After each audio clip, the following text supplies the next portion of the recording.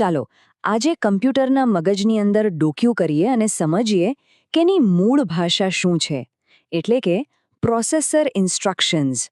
આ એવા પાયાના નિયમો છે જેના પર આપણું આખું ડિજિટલ વિશ્વ ટકેલું છે.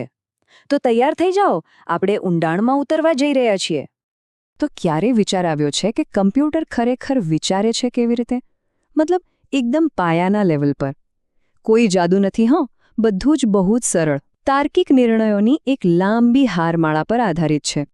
અને આ બધું જ ફક્ત બે જ આંકડાની રમત છે, 1 અને 0.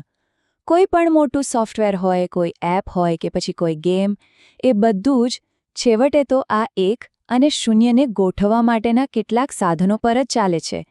આજે આપણે એ જ સાધનો વિશે જાણવાના છીએ. ઓકે, તો ચાલો શરૂ કરીએ આપણા પહેલા સાધનથી. એનું નામ છે AND ઓપરેશન. હવે આને એ રીતે સમજો કે જાણે કોઈ માહિતીમાંથી ચોક્કસ ટુકડાને અલગ પાડવા માટેનું એક માસ્ક હોય. જો એન્ડનો નિયમ એકદમ સીધો સાદો છે. જો બંને ઇનપુટ 1 હોય તો જ આઉટપુટ 1 આવશે. બાકી કોઈ પણ કેસમાં જવાબ 0 જ રહેશે. એમ સમજો કે કોઈ ચાળણી હોય જેમાંથી ફક્ત ખાસ વસ્તુ જ પસાર થઈ શકે. એન્ડ બસ એવું જ એક કડક ફિલ્ટર છે. આ ઉદાહરણ પર એક નજર નાખીએ. આપણી પાસે મૂળ ડેટા છે 1101 1010. હવે એના પર આપણે 0000 1111 નો માસ્ક લગાવીએ છીએ. શું થયું? જુઓ, જ્યાં જ્યાં માસ્કમાં 0 હતા ત્યાં પરિણામ પણ 0 થઈ ગયું, અને જ્યાં માસ્કમાં 1 હતા ત્યાં મૂળ ડેટાના બિટ્સ એમના એમ જ રહ્યા. બસ આ રીતે આપણે છેલ્લા 4 બિટ્સને અલગ કરી દીધા. કેટલું સરળ છે ને? તો સવાલ એ થાય કે પ્રોસેસર આ બધું કરે છે કેવી રીતે? એના માટે એ ANA અને ANI જેવા કમાન્ડ્સનો ઉપયોગ કરે છે. આ એવા અસલી ટૂલ્સ છે જેનો ઉપયોગ કરીને પ્રોગ્રામર આવા તાર્કિક કામો પાર પાડે છે. ચાલો હવે આપણા બીજા લોજિકલ ટૂલ પર આવીએ. આ છે OR ઓપરેશન. જો AND બિટ્સને ફિલ્ટર કરવા એટલે કે બંધ કરવા માટે હતું, તો OR એનાથી બિલકુલ ઊંધું છે. એ બિટ્સને ચાલુ કરવા માટે વપરાય છે. ORનો નિયમ તો એનાથી પણ સરળ છે. બસ કોઈ પણ એક ઇનપુટ 1 હોવો જોઈએ અને આઉટપુટ 1 જ આવશે. જાણે કોઈ ચેકબોક્સ પર ટિક કરવાનું હોય. ભલે પહેલાથી ટિક હોય કે ના હોય, OR ઓપરેશન પછી એ ચોક્કસ ટિક થઈ જશે. આ ઉદાહરણ જુઓ. આપણો મૂળ ડેટા છે 11010000. હવે એના પર આપણે 000111 નો OR માસ્ક લગાવીએ છીએ. પરિણામ છેલ્લા 4 બિટ્સ 1 બની ગયા, ભલે પહેલા ગમે તે હતા. અને પહેલા 4 બિટ્સને કોઈ જ ફરક નથી પડ્યો કારણ કે માસ્કમાં એ જગ્યાએ 0 હતા. અને હા, આ કામ માટે પણ પ્રોસેસર પાસે પોતાના ખાસ કમાન્ડ્સ છે. આપણા સોર્સ મટીરિયલ પ્રમાણે ORA અને ORI જેવી સૂચનાઓનો ઉપયોગ બિટ્સને ઓન કરવા એટલે કે સેટ કરવા માટે થાય છે. ચાલો હવે વાત કરીએ XORની. આ ખરેખર એક અનોખું અને બહુ જ પાવરફુલ ઓપરેશન છે. એનો ઉપયોગ બિટ્સને ફ્લિપ કરવા એટલે કે ઉલટાવવા અને બે ડેટા વચ્ચેનો તફાવત શોધવા માટે થાય છે.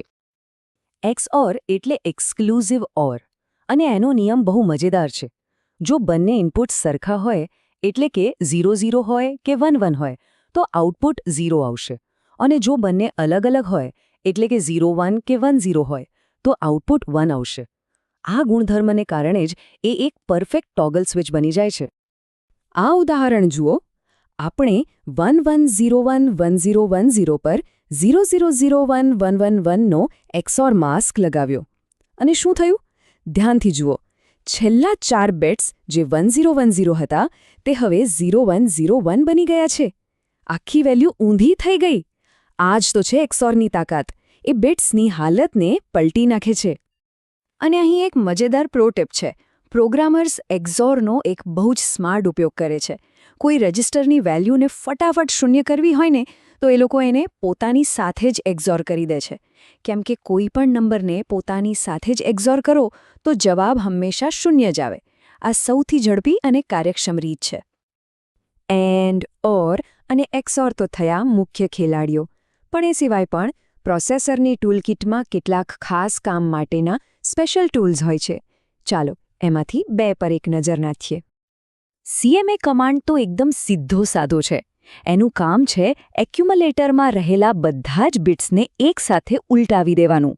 મતલબ જ્યાં પણ 1 હોય ત્યાં 0 થઈ જાય અને જ્યાં 0 હોય ત્યાં 1 થઈ જાય. બસ આટલું જ. પણ હવે એક રસપ્રદ સમસ્યા વિશે વિચારીએ. ધારો કે આપણે બે વેલ્યુઝને સરખાવી છે, પણ એમાંથી કોઈને પણ બદલવી નથી. મતલબ કે ખાલી ચેક કરવું છે કે બંને સરખા છે કે નહીં. આ કેવી રીતે કરવું? આના માટે પ્રોસેસર પાસે એક બહુ જ સ્માર્ટ સૂચના છે, CPI, એટલે કે કમ્પેર ઇમિડિયેટ. એ બહુ જ ચાલાકીથી કામ કરે છે. જુઓ, એ અંદર ખાને તો બાદબાકી જ કરે છે. એનાથી 0 ફ્લેગ જેવા સ્ટેટસ ફ્લેગ્સ સેટ થાય, જેના પરથી ખબર પડે કે નંબરો સરખા છે કે નહીં. પણ મજાની વાત એ છે કે એ બાદબાકીના પરિણામને ક્યાંય સેવ જ નથી કરતું. એને ડિસ્કાર્ડ કરી દે છે. એટલે આપણને જવાબ પણ મળી જાય છે અને આપણો મૂળ ડેટા પણ જેવો હતો એવો જ રહે છે. હવે કદાચ એવો સવાલ થાય કે એક જ કામ માટે આટલા બધા અલગ અલગ કમાન્ડ શા માટે? જેમ કે આપણે OR ઓપરેશન માટે જોયું. એક જ કામ કરવાના બે રસ્તા કેમ? આનો સીધો જવાબ છે પરફોર્મન્સ, એટલે કે કાર્યક્ષમતા. ચાલો ORAR અને ORI ડેટાની સરખામણી કરીએ તો આ વાત સ્પષ્ટ થઈ જશે.